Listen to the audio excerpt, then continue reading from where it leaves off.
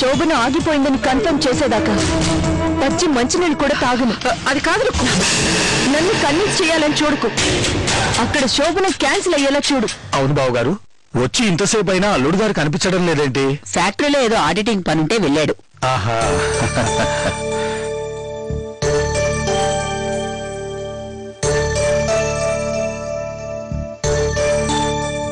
ఏ విజయ, ఈ పొంగల్ కాస్త వడ్డించు. అమ్మా చాలమ్మా. పర్వాలేదు పర్వాలేదు, కొంచెం వడ్డించు. వద్దు బావగారు, ఉండండి, నేను కూడా వస్తున్నాను. ఏరా అప్పుడే అయిపోయింది. చాలమ్మా, పొంగల్ తినరా. వద్దమ్మా.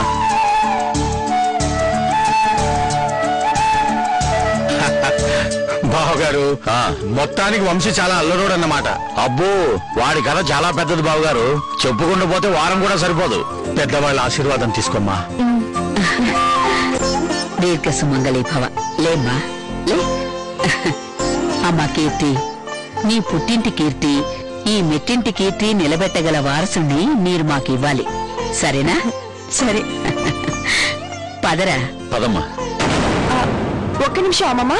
కీర్తి ఇప్పుడే వచ్చేస్తాను. మీరు వెళ్ళండి అత్తయ్య, కీర్తి నేను తీసుకొస్తాను. సరే.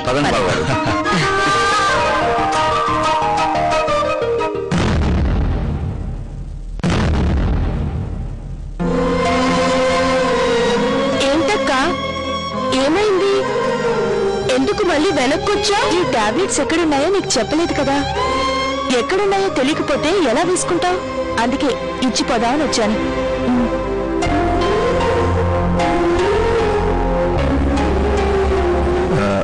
అవును, సోమదేవ్ వదినమ్మ గారేరి?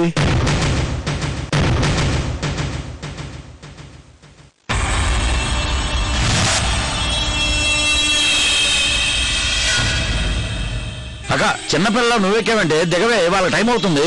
అదేంట్రా నన్ను దిగమంటావు? నీ ఇంట్లో జరిగే శుభకార్యానికి నా సహాయ సహకారాలు అక్కర్లేదా?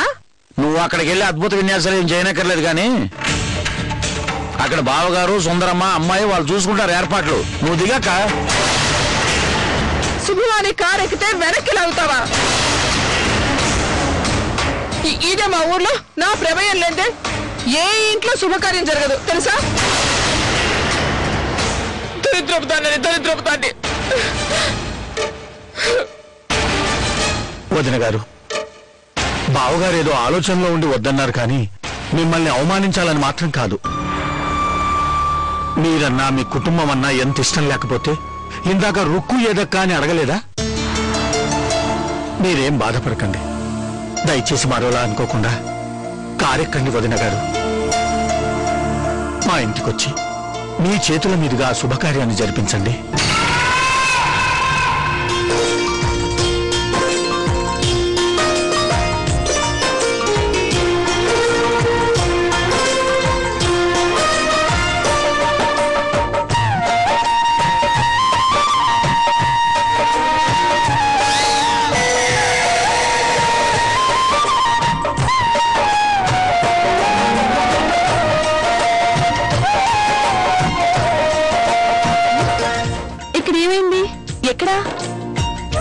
ఎక్కడా? ఇదిగో ఇక్కడ ఏమైంది?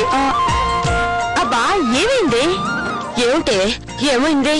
ఏం లేదమ్మమ్మా, అక్కయ్యకి చెప్పు, బుగ్గలు కొంచెం ఎదురుపడ్డాయి అంతే.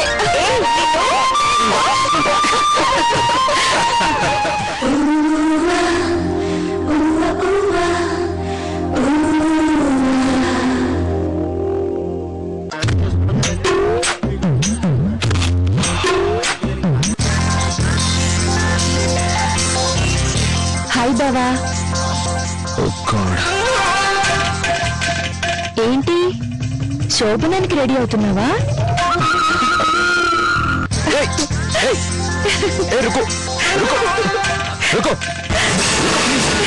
ఏంటిది? అబ్బా